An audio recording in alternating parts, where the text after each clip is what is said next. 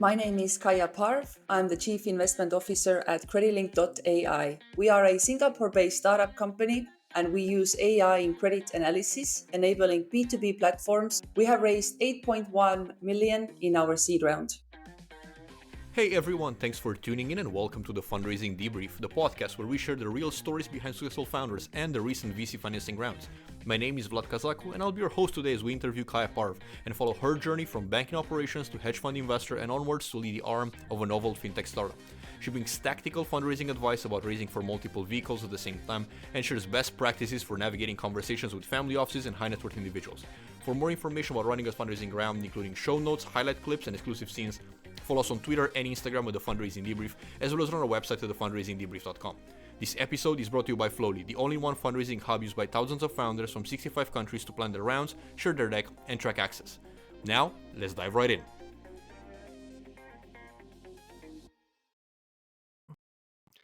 Kaia, such a pleasure to have you on the podcast. Thank you so much for taking the time to join us today.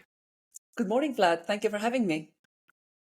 Absolutely. I mean, I really appreciate you waking up at such an early hour in Singapore to make this recording for everybody's listening. It's actually 6 p.m. here in Miami, 6 a.m. there in Singapore. So appreciate you doing that.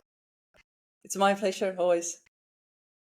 I would like to start this episode really before CrediLinq and started to discuss a little bit more about your career trajectory, because you've had quite an interesting career before joining CrediLinq. You started in big bank finance right after college, and then you moved over to a hedge fund. So walk us a little bit through those first decade of your career before CrediLinq. Sure, Vlad. As you point out, I guess I've had quite interesting, or some people might call inconsistent career. I moved to Singapore back in 2011. I'm originally from Estonia. I graduated in 2011. And it was the time of post-great financial crisis. There wasn't much to do in my part of the world. So as a young person ready to take risks, I decided to pack my bags and come to Singapore basically without any job experience and just to take a risk and see what will happen. I was extremely lucky because that was the time when Singapore had very open immigration policy. The banks were hiring. So I got an offer from Bank of America Merrill Lynch within a couple of months to join their operations team. I spent 6 years with Bank of America. I held a number of different roles in technology, in operations. I eventually was moved to the front office. So I also had experience in investment banking and in global markets. So my final job with Bank of America was the head of business controls for global banking and markets in Southeast Asia. I can tell you business controls was not the most riveting or interesting job, at least not for me. It was very compliance, very procedure, very regulatory related role. And I didn't really enjoy that. But what I was really good at the time was building relationships. And I had really good relationship with an ex-colleague who had become a mentor, who had joined a hedge fund at the time. And I guess he saw my pain. He felt sorry for me.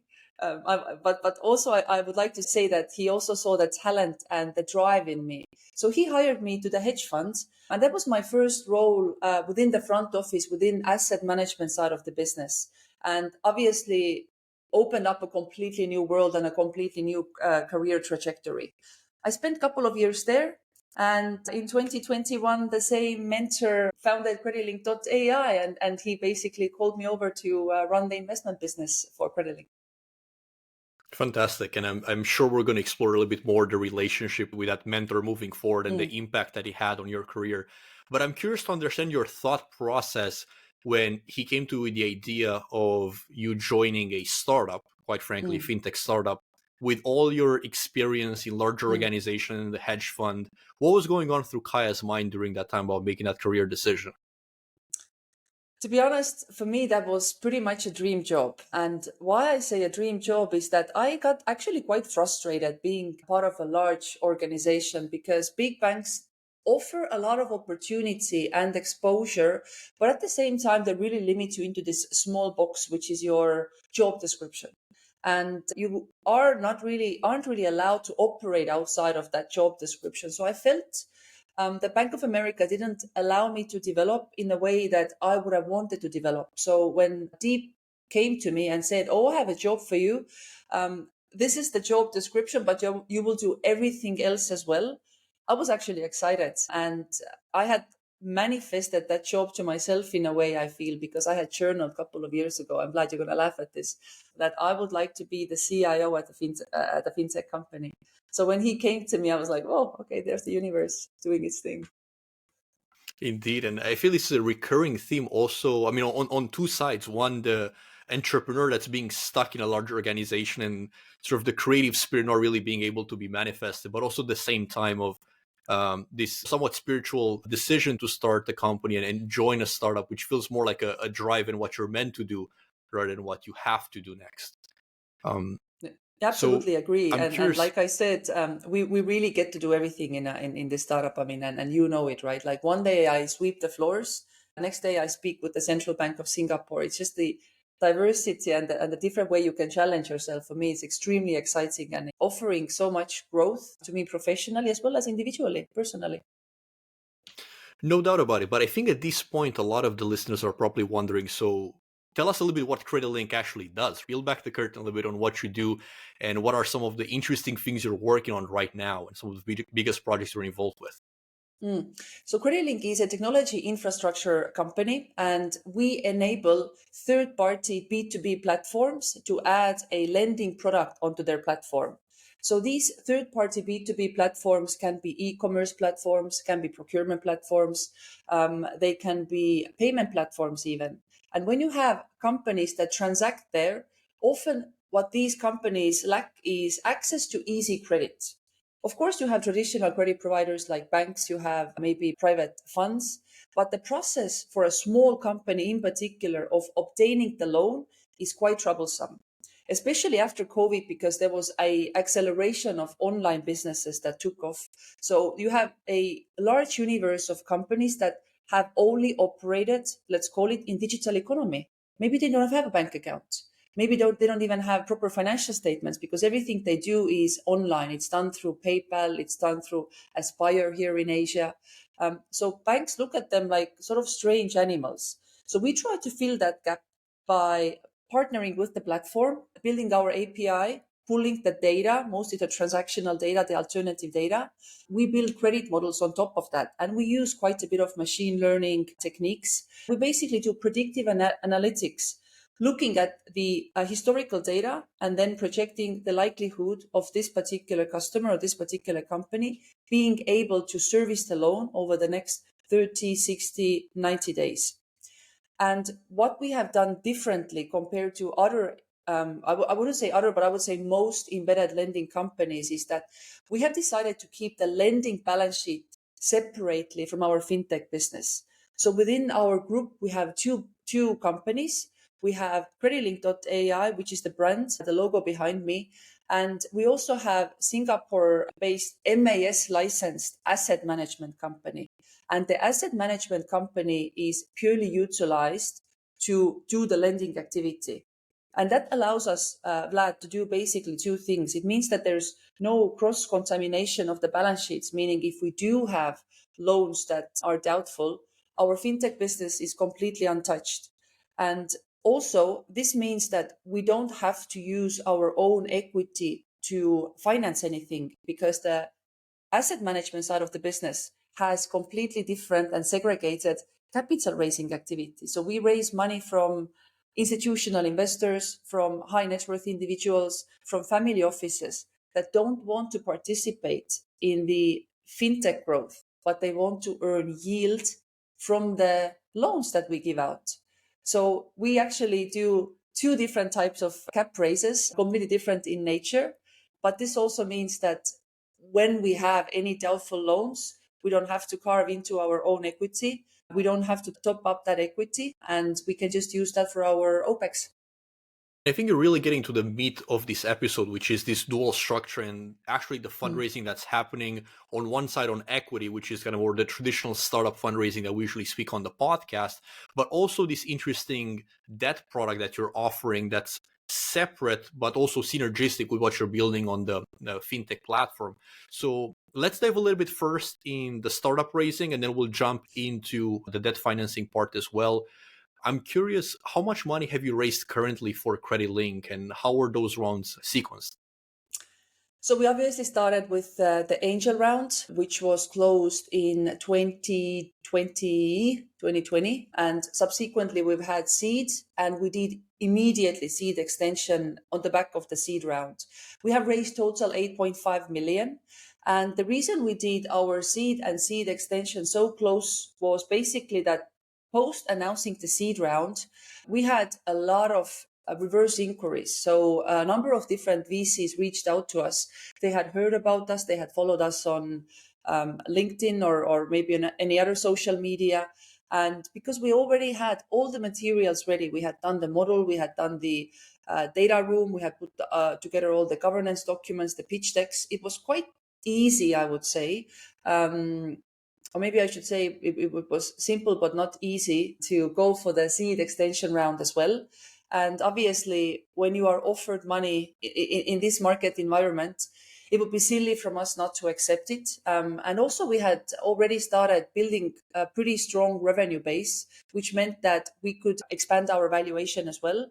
So hence, it was a collective decision by our founders, by our management team, to go for the seed extension round. And now we are pretty well capitalized, I would say, to prepare ourselves for our Series A, which hopefully will happen in 2024. But we are not in desperate need, or we are not short of cash, which also means we have a bit of more negotiation power.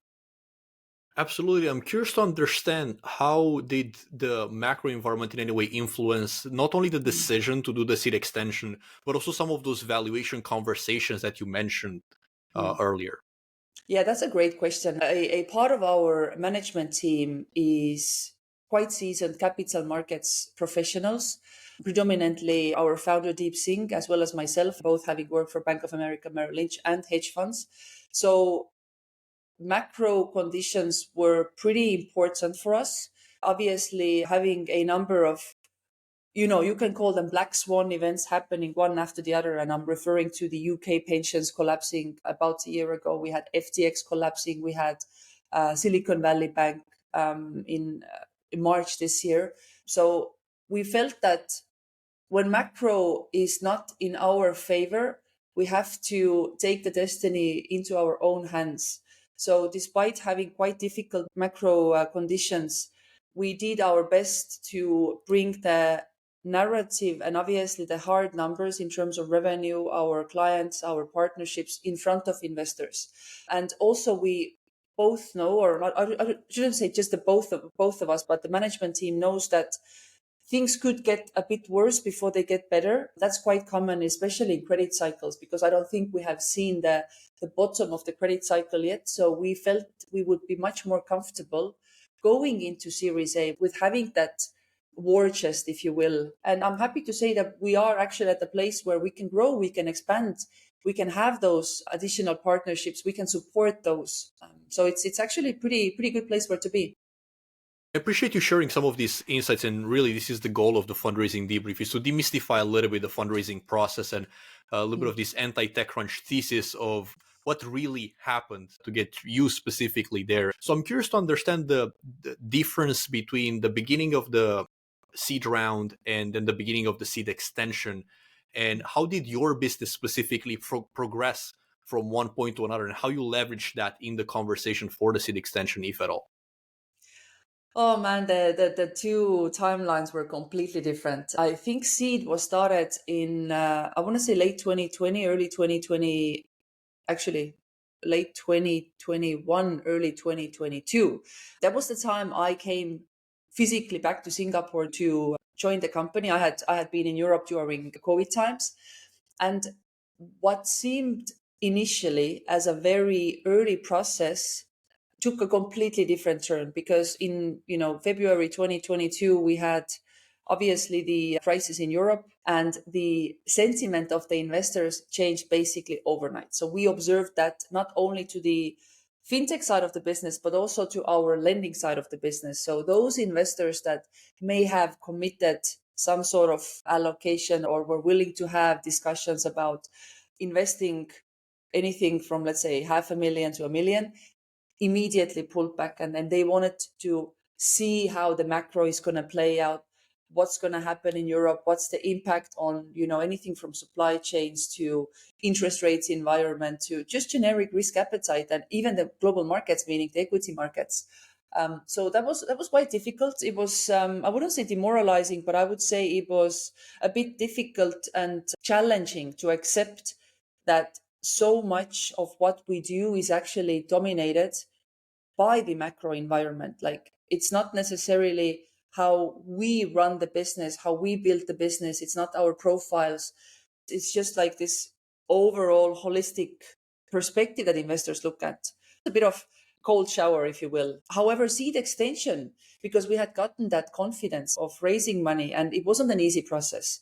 Everybody was involved. It was obviously led by our founder and co-founder, with the management team supporting. But we had already gotten that confidence in us that we can do this.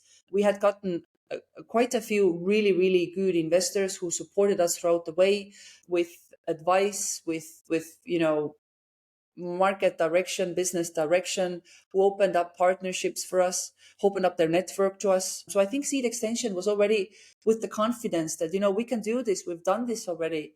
And when the reverse inquiry started coming in, that was also extremely encouraging, meaning that people have noticed us. What we do, it can actually have gravitas. We have a product market fit. And that was way before, Vlad, AI was a thing. So we actually did AI before AI had become so big as it is right now. Absolutely. You've definitely benefited towards the seed extension of all this international excitement around AI as a category, not only through the consumer use case, but also from the investing use case, right? Like, everybody started chasing some of these opportunities. And I can see how a more mature CrediLinq after a seed becomes an even more attractive target for investment at that stage. But Absolutely. I'm curious, before we move into this, dual raise for the other company as well, help me understand the very first yes, the very first believer in the seed round, and how did that spiral down towards getting the seed round completed?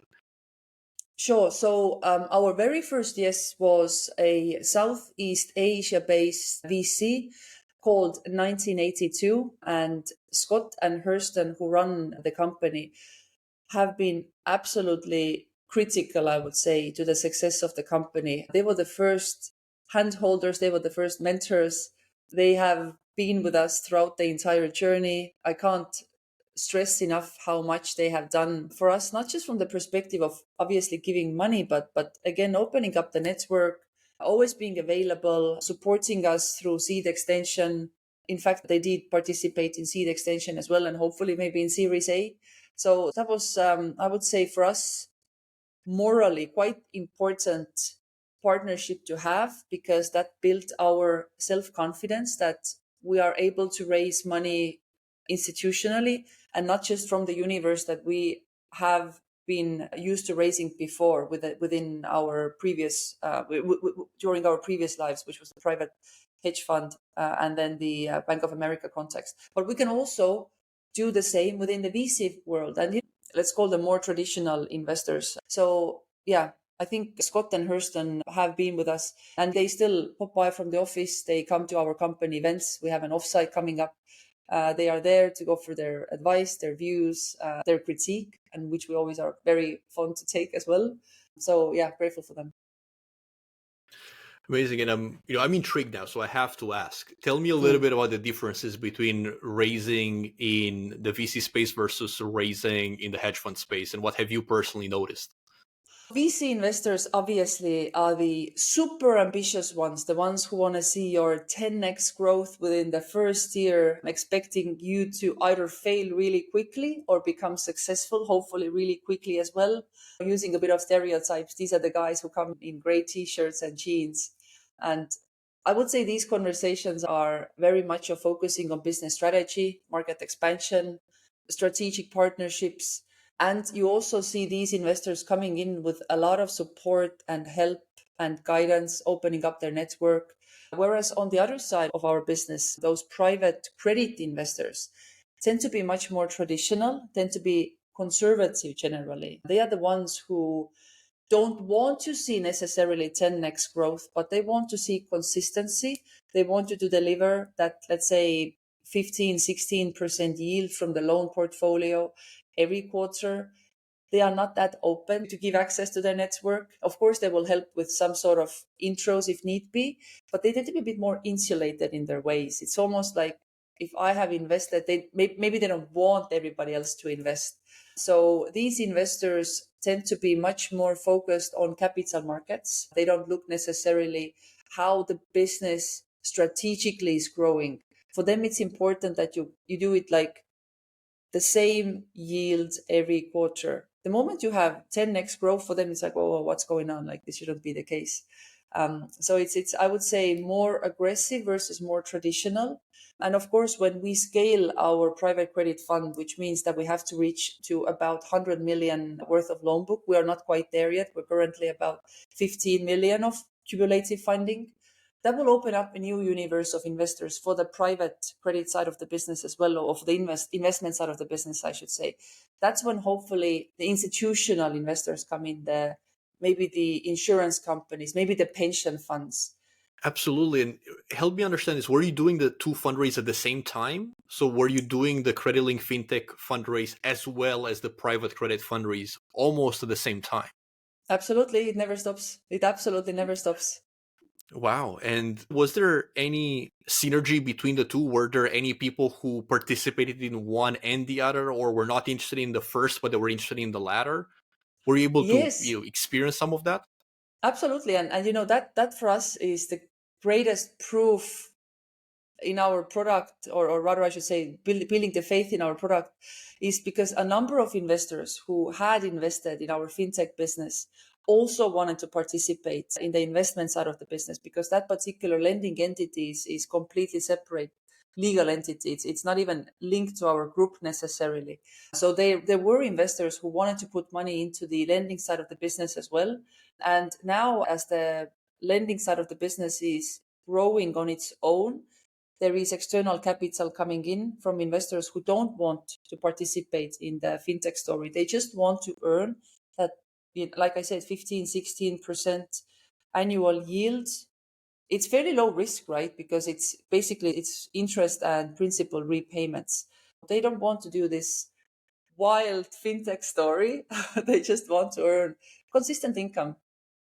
And how are you able to discover those two distinct group of people? I'm trying to figure out, let's back down like maybe like a year and a half ago. And if you're like, hey, we're going to need to do a seed round and potentially a seed extension afterwards, maybe that was not even on the radar at that point, and we're doing a capital raise for our private credit, we're going to need to target many more people than are going to say yes, because there is a sales funnel at the end of the day. How did you build that top of funnel as you embarked on the fundraising journey? Sure. So for the fintech side of the business, of course, it was tapping onto an existing network of venture capital here initially in Asia. We've gotten quite a few intros from existing investors. There was an element of, I wouldn't say cold calling, but sending out cold emails as well. And also we've been quite lucky because we've gotten reverse inquiries based on our social media and obviously from sending out press releases. So I think maybe being in Southeast Asia at some point played in our favor. Of course, being in the AI space has done a few favors for us. So that was on the VC side. Now for the lending side of the business or investment side of the business, we had to tap onto our existing network because this was something that we had done in the past. So it was a lot of reaching out to existing network.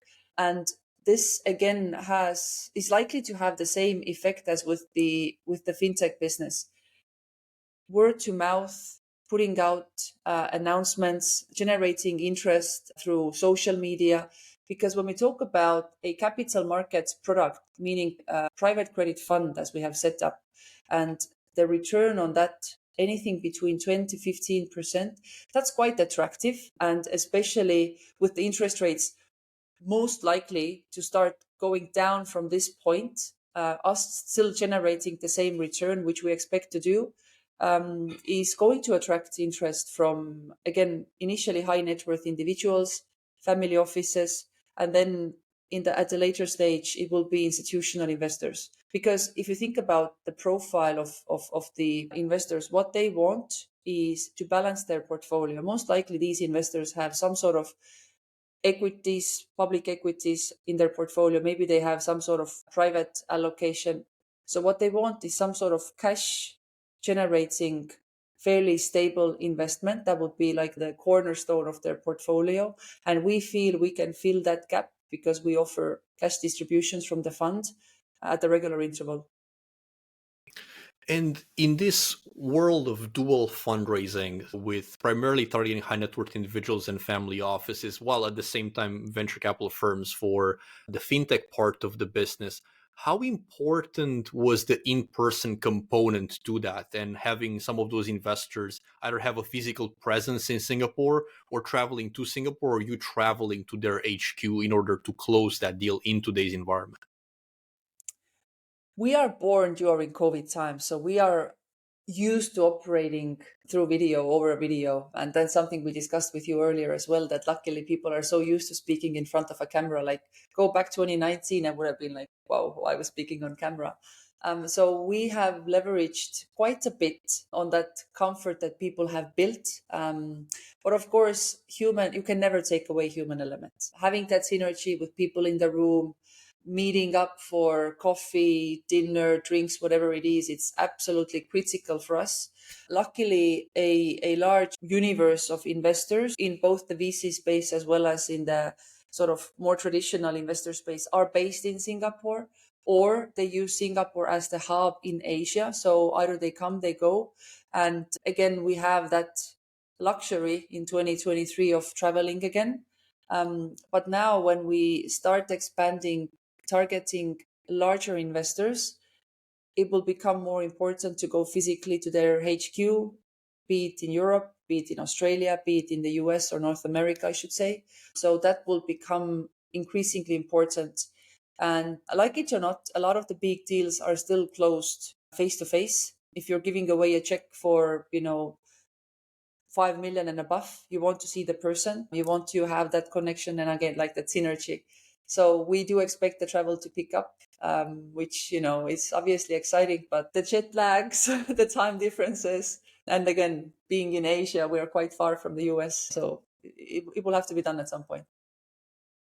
So how do you think the Series A is going to look differently, both from the stage of your company and how you're approaching fundraising, but also from how the world you see moving into 2024? It's a different world in 2023 than it was in 2022. So a lot of people talk about the new normal, but I think these last few years have been just the years of transition. So we've seen, from macroeconomic perspective, we've seen, low interest environment changing very rapidly to high interest environment. We have seen the whole risk tolerance and risk appetite of investors changing quite a bit, and not necessarily only in public markets, but also in private markets. Gone are the days where you can raise money just with a pitch deck, with an idea. This is how much I want to raise. Maybe your angel rounds will get away with that. Maybe if you are a very niche company in a very hot space like AI was at some point, that could work. But I would say investors really want to see revenue. They want to see hard numbers. There's a pretty tight metrics that investors are tracking from sort of revenue perspective. Anything 300, 400,000 annual reoccurring revenue is like obvious these days. And then building on the valuation multiple on that. So valuation multiples obviously have compressed and the revenue expectation has gone up. So we expect more rigorous financial due diligence, probably quite thorough revision of our financial model, providing substantial proof and strategy for partnerships, not just in Asia, but again, it has to be global because, like it or not, Vlad, Asia is big in terms of population. It's big in terms of business opportunities, but the capital is still predominantly in Europe and in North America. So if we want to tap on that capital, we have to have presence in those markets. So that will be our next frontier to expand outside of Asia. And this is sort of our 2024 plan, tapping on markets that we haven't really reached at this point yet. But I think there will be much less, if I can call it fluff or narrative in cap raise activity. And I think maybe you see more focus on the actual numbers that could even be audited. And that's one of the reasons we have decided to go through audits with all our entities, which is done by Ernst & Young here in Singapore, to show that this is not just bunch of management team coming together and putting down numbers, but they actually have been validated by an external independent auditor with a proof of, stamp that saying we have checked this, these numbers are true. And do you think this increased focus on financial due diligence is something that's specific in right now in the Southeast Asian market, or do you see that more globally as, global investors are paying much more attention to the underlying numbers behind the businesses, specifically in venture capital as well? I think it's global. What I hear from friends, partners in other parts of the world, that's definitely happening in Europe and in North America as well. And it's not just the financial angle of it, it's also the tech angle, especially when you are a startup that has some sort of tech stack, or you want to build a tech stack. You have to show that you have that capacity and capabilities to build out your tech stack. And it's not just the plan that you have, it's also the execution hammer that's important. And how difficult it is to find talent this day. Finding people, not just in your tech team, but also in your support roles, is become so critical for any startup. And it's not just the quality, but also the quantity. And by quantity, it's basically the cost of what you pay for that talent. I would say being a founder in 2023 or starting a company in 2023 probably is quite difficult, because you have to find your CTO, you have to find your engineer, you have to find everybody else who aligns within that function. And man, this talent is really, really costly. And that's the question we see actually. Can you tell me, how big is your tech team? Where are they located? What is the capacity for you to add more people? Can you really support those partnerships if they do materialize? So we expect these questions to become much more prevalent, and maybe also substantiated in terms of, existing contracts with the laborers. So is talent what you foresee to be one of the biggest challenges coming into 2024, and as the company grows and raises a new round of capital and has to hire more people, of actually figure out who those people are and where they're at? Absolutely, because obviously the preference would be having people in low cost jurisdictions. That may not be the best idea if you are hours far from these people. Again, time zone difference are important. Cultural fit is important. Having feet on the ground or some sort of oversight is important. In financial world, we talk about supply chain management, which is important for companies. You can think about supply chain also in the terms of labor force, right? Where is your supply? Where is your supply of human capital, if you will? So being really strategic where you hire the people, what type of talent are you targeting? Do you do it by bringing people on a payroll? Do you use some sort of consultancy? Do you use recruitment company? Do you work with companies that specialize providing that type of talent to fintechs?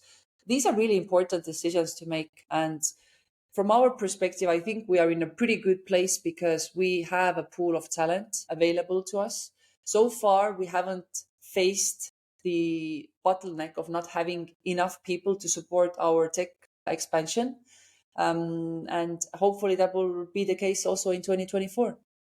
So looking back at 2023 and all the cap raising activities that you've done so far, what do you think are some of the biggest learnings that you take into 2024, and specifically in preparation for your Series A?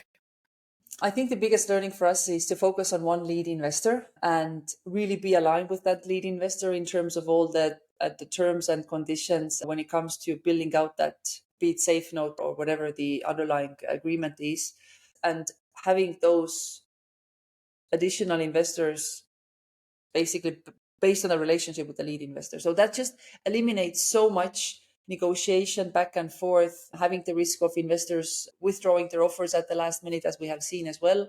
So really focusing on finding that one partner that will be with you, that will support you, and maybe also help with finding additional investors. I think a lot of people are thinking about the lead investor specifically at like a Series A or a Series B. I'm curious, looking back, would you have wanted to have a core lead investor from the very, very first moment, or did you already kind of have that with the fund in the seed round?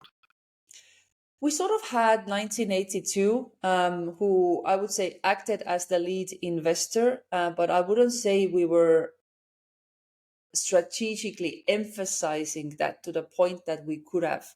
And again, that can be put on our maybe inexperience with raising or going through those multiple rounds. Um, but I would definitely encourage anyone raising capital to find the one partner, being quite explicit how you envision this relationship to be between the two of you. And that puts a bit of, I would say, responsibility on the investor side as well, knowing that they are leading the round and there's so much, the future of the company in their hands.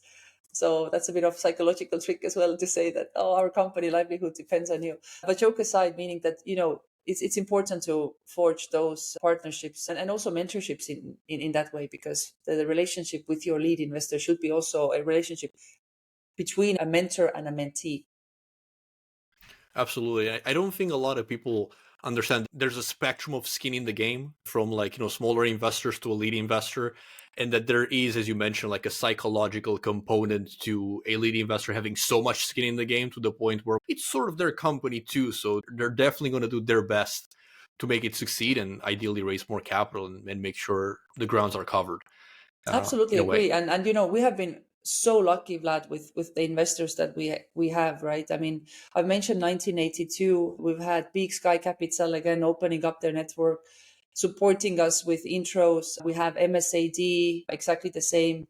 Um, Absolutely brilliant support in terms of understanding the trends, the focus of the investors, because we don't have presence in Silicon Valley, our investors do. So having that type of insight from directly from the source has been critical for us. We've had Ventura opening up Indonesian network for us. We have Peak 15 opening up Chinese and Indian market for us. I would say having a strong VC backing, not just financial backing, but also that relationship, really is going to help you at least halfway through the journey. I've really, really enjoyed the conversation so far, so I'm super excited for the rapid fire section where we unpack a little bit more about you, Kaia, not just CrediLinq. So if you're ready, I'm excited to kick it off with our first question, which is what is one thing that people don't know about Kaia that they should know about you? One thing they don't know about me is that I am a pescatarian. I haven't eaten meat for the last 11 years. Wow, that is quite a determination. And every single time we ask this question, I haven't found a duplicate answer yet, which I'm excited about. On to next. What is a recent book / article / conversation / podcast episode, you name it, that has significantly changed the way you view part of the world or the world in general? I just recently listened to a book called Chip Wars, which basically talks about the history, how semiconductors industry was formulated, by who, and how have we gotten to a point in 2023 whereby semiconductors are being used really as a bargaining chip, if you will, right? And excuse my pun, but critical macro economic and political component. I think we can record a whole new episode on that alone. That is my favorite book of this year. So I have Brilliant. a lot of thoughts on Yeah. on how the world evolved over the past 40 years, the result of that. But before we get into that, looking back at your career and life in general, who is one person that you've consistently looked up to, professionally or personally? Again, been very lucky. I've had a lot of great mentors. For the sake of this podcast, I'm going to say our company founder, Deep Singh, who is somebody with a lot of integrity, a lot of professionalism, a lot of strategic thinking, and somebody, most importantly, who enables the team around him. And he's a type of leader who builds other leaders. Fantastic. And last but not least, the tradition of this podcast is to end it with a point of gratitude. So I have to ask you, who is one person, and unfortunately you only have to pick one, that you want to say thank you to at the end of this podcast for all their contributions to your success so far? I'm going to say my mom. I'm brought up by a single mom in Eastern Europe. So she's the hardest working person I know. She's the person that has given me the values, who has given me the ethics. So I bring up her quite a bit. So that goes to my mother. Fantastic. Thank you so much for sharing that. And my gratitude goes to you for taking time with such an early part of your day to join us and share your experience with our listeners and ourselves. I'm really, really excited that you said yes to our invitation. And I'm looking forward to have you on the podcast after the Series A so we can debrief yet another successful round for CrediLinq.